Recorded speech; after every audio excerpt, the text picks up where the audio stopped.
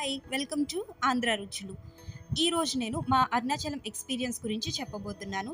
తిరుపతి అయినా, అరుణాచలం అయినా ఆ దేవుడు వచ్చి దర్శనం చేసుకోండి అని సెలవిస్తేనే మనం దర్శనం చేసుకోగలం. మనం ముందే ప్లాన్‌లేసుకుంటే చేసుకోలేమనని చెప్పి ఒక బిలీఫ్ ఉంది కదా!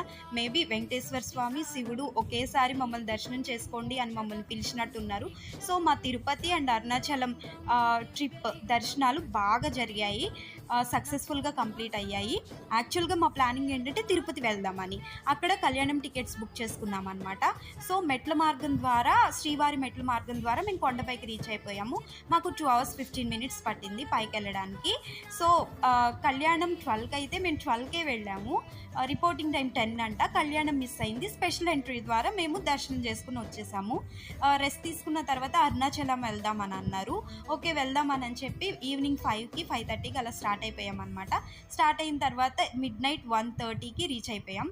హోటల్‌లో చెక్ ఇన్ అయిపోయి 4కి ఫ్రెష్ అప్ అయిపోయి గుడి దగ్గరికి వచ్చేసి గిరి ప్రదక్షిణ స్టార్ట్ చేసాం. ఇది మెయిన్ ఎంట్రన్స్ అనమాట. ఇక్కడ నుంచి స్టార్ట్ చేసి మళ్ళీ ఇక్కడితోనే ఎండ్ అవుతుంది గిరి ప్రదక్షిణ అనేది. మేము ఒత్తులు కొబ్బరికాయ కొట్టేసి స్టార్ట్ అయిపోయాం.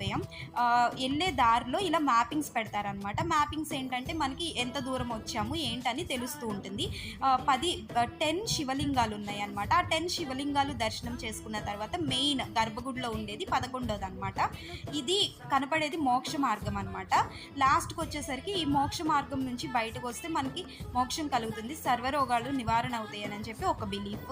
ఇది కొండ అనమాట. గిరి ప్రదక్షిణ దీని చుట్టూనే చేయాలి. దీని చుట్టూ చేయడానికి 14 కిలోమీటర్స్ పడుతుంది.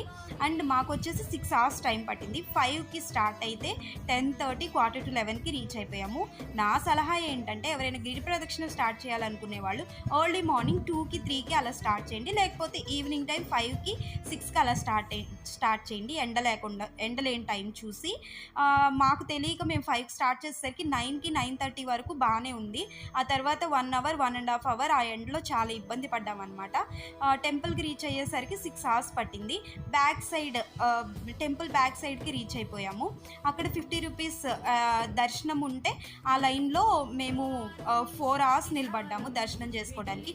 యాక్చువల్గా అరుణాచలంలో అంత టైం పట్టదంట.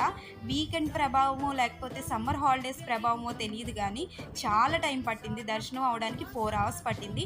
టోటల్గా 10 అవర్స్ మేము నడుస్తూనే ఉన్నామన్నమాట. సో, చిన్నపిల్లలు ఉన్న వాళ్ళైనా పెద్దవాళ్ళైనా కొంచెం వీకెండ్స్లో సమ్మర్ హాలిడేస్లో తగ్గించుకుని వేరే టైంలో వెళ్తే బాగుంటుందని చెప్పి నా మాట. చిన్నపిల్లలు పెద్దవాళ్ళు ఎండలో అంతసేపు నించోలేరు కాబట్టి వేరే టైంలో ఎప్పుడైనా మీరు ప్లాన్ చేసుకోండి. ఈ ఇన్ఫర్మేషన్ వర్తి అనిపిస్తే like, share and subscribe. Thank you for watching.